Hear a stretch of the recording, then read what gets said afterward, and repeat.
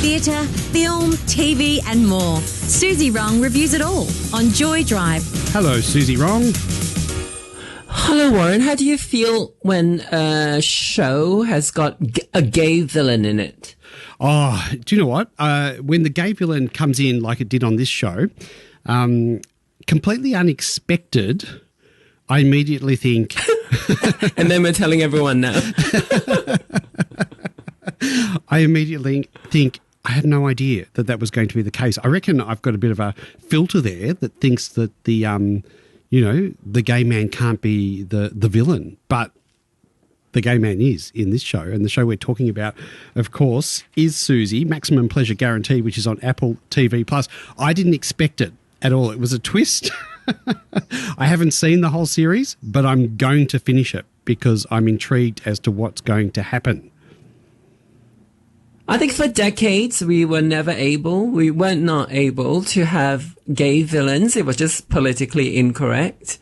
But it feels like it's times have changed a little bit, that we have a certain amount of freedom to be able to have depictions of gay people in more than, kind of like model minority types. Yeah, I agree with you. I found I like this show. I think this is a really good one to watch. I feel like it not only talks, you've got the gay villain there, but you've also got the whole idea of paying for intimacy associated with it as well.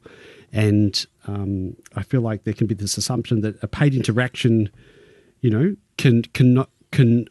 not contain, what am I trying to say, warmth and connection.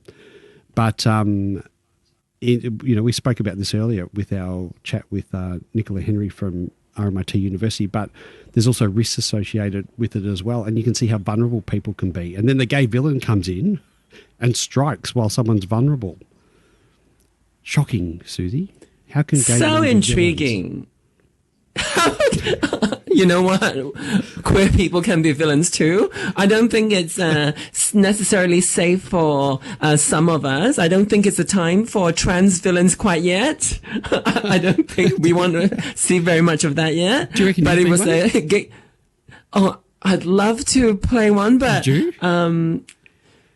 I don't know. It's hard. Like, if it's a story full of straight people and the only trans person is evil, I think that's really bad. Yeah. And I hope that doesn't happen for a few more years yet. And it happened in the past. Like, I remember Silence of the Lambs.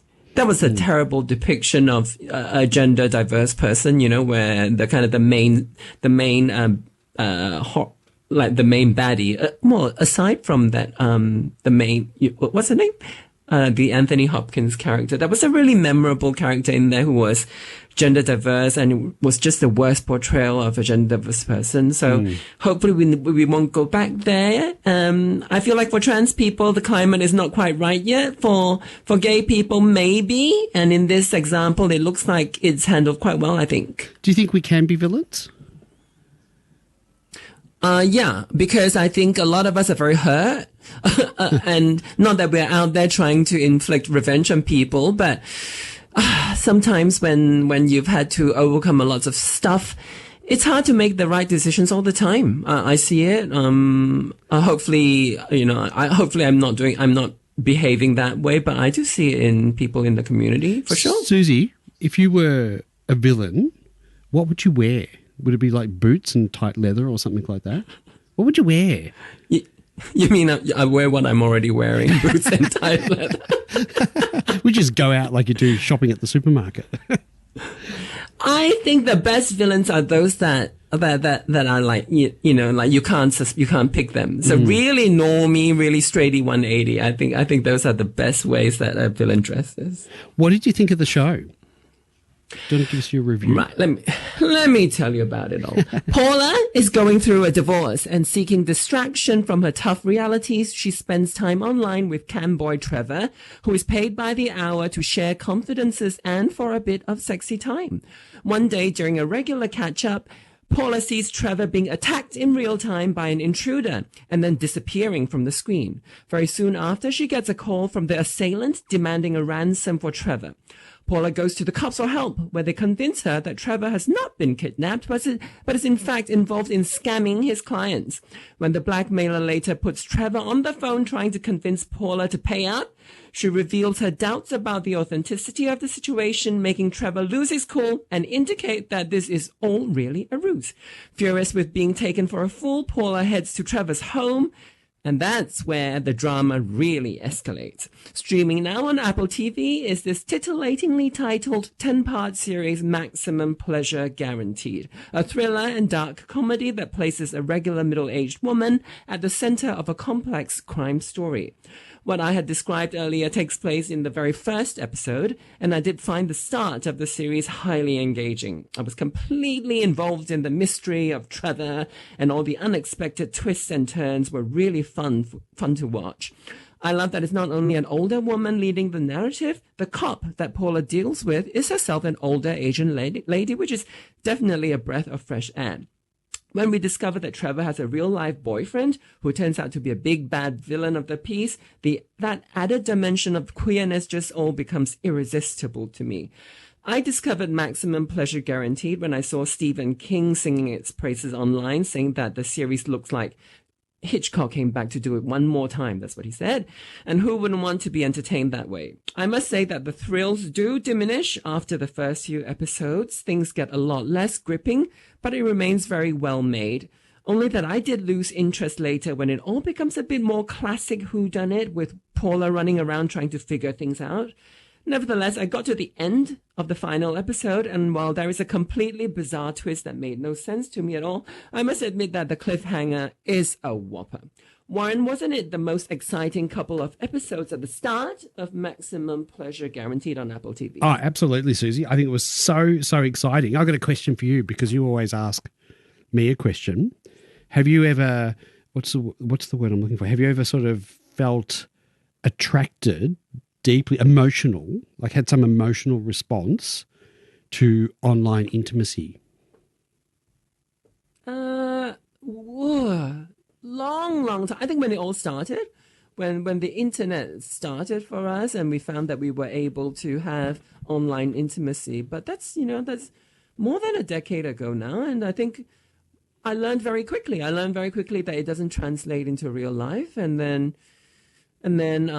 you can sort of take it for what it is if you can. But I know that, when I was younger, it was very hard to separate online with real life. It took a while. And then I think I've come to a point where I can kind of just enjoy it for what it is. Not that I do indulge in it a lot, but it's very clear to me that it's not real.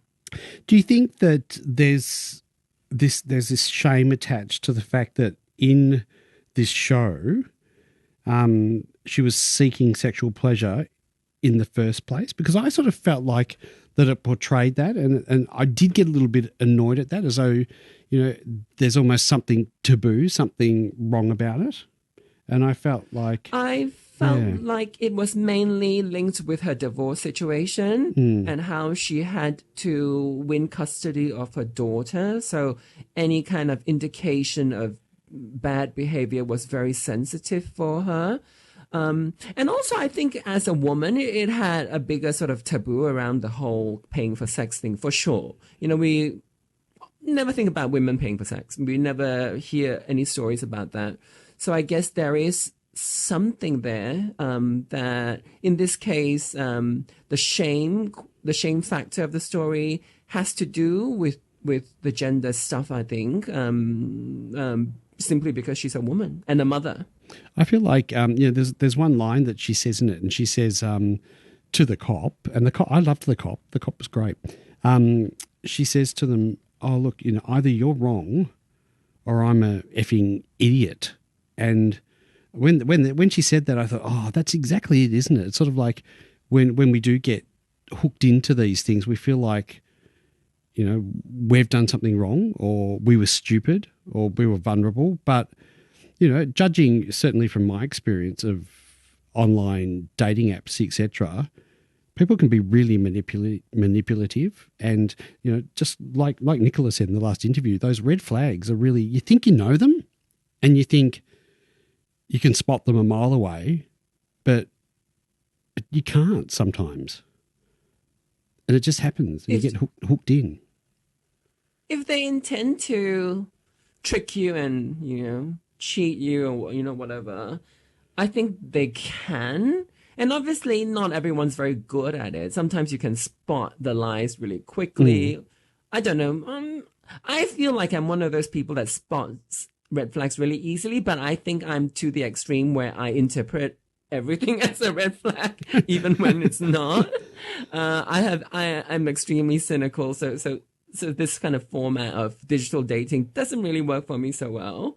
I just feel like it's, on one hand, I feel like, it really benefits you if you can be really careful. It can be really, I feel like the cynicism around this stuff is not particularly unhealthy. I think it's good to have some. But on the other hand, I feel like a lot of this kind of my extra cautiousness has to do with shame as well. I feel like, oh, I'm so scared of this happening, of that happening. I'm so scared that I get exposed for the things I've said, in an intimate conversation. And I feel like, well, actually, if they do want to sextort me and expose the things I've said that I thought was dirty or whatever, actually, I shouldn't have any shame around that stuff. No, I'm a single person and I haven't got children, I haven't got a spouse or anything. I shouldn't really care. But, being from a kind of culture and generation that I am from, I do feel like it's hard to kind of leave that sort of shame behind. I'm trying to. We're loaded with so much of it, aren't we? And Paula, in Maximum Pleasure on Apple TV Plus, Paula seems to be trying to work out who she is when she's no longer somebody's wife. It sounded like that ended. She's not only losing a partner, she lost the version of herself that existed inside that relationship. So she's placed in that vulnerable spot straight away and then is trying to work out what happens next. Who am I? And seeks pleasure online, which I can get because you don't have to put up with all that bullshit of hookups and chatting online and rudeness and being blocked and all this stuff. I just think, you know what? Pay for an hour. It's much more efficient.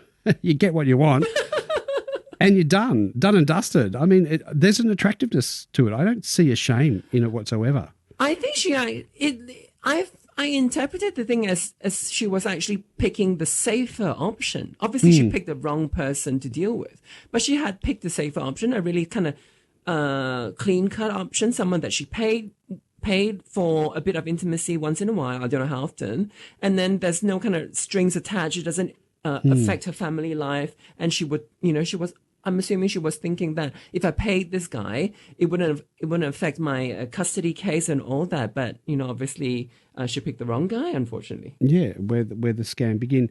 And also, overlaid with that is that hunger. You come out of a relationship and you want to feel wanted again as well. And it's quick and easy. So, I think being wanted and being valued are not necessarily the same thing, but she definitely wanted to feel wanted again, maybe not so valued. Suzy. In some ways, it's a midlife crisis story, because she's going through something very tumultuous, and she has to redefine who she thinks she is, she thinks her life is, and in terms of sexuality, I think how you experience sex and romance in your 20s is so different from when you're in your 50s. So I think she's experiencing that in a new way, and I would say that.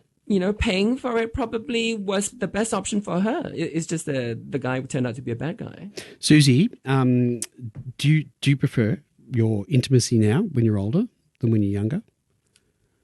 Yes, much better, much better. In the way that I think when I was younger, I was like. The romance side of it was much too dominant, and I think I should say when you're younger, that the fun of the romance is that you can fantasize the situation into something really, really grand and really a lot more than what real life actually is.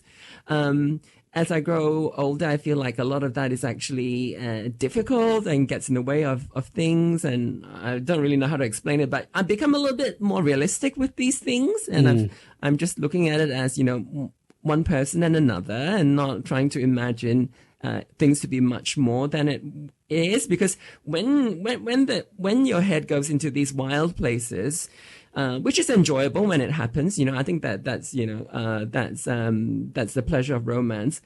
The problem is the letdown can be really huge, and I've experienced that a few times. And I've learned to be just really kind of down to earth and realistic with all these connections. Bringing it back to shame, and the reason I'm doing it is because I just think in my experience, as a young gay man, I felt so much shame and embarrassment, and I think I just, anyone who showed any interest, I'd be like, yeah, just take it, be thankful.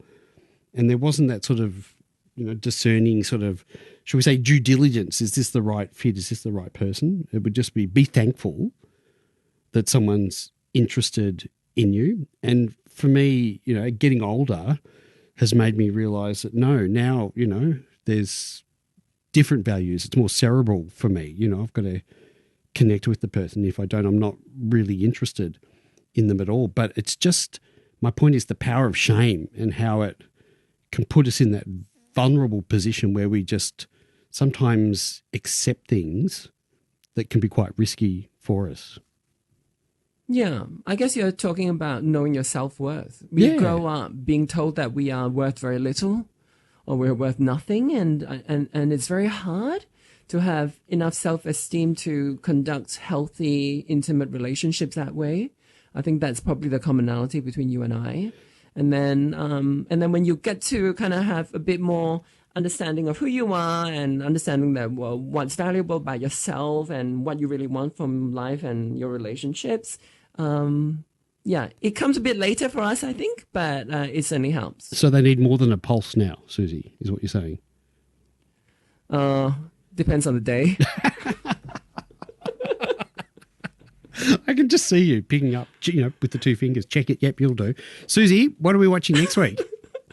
Next week, a documentary called Just Kids, available to rent on demand. It follows 3 families of transgender teenagers living in the States where gender-affirming care has been banned. Just Kids explores the difficult choices these families face: stay and risk their children's well-being or relocate their lives entirely. Lots to talk about when I see you next Tuesday. Bye-bye.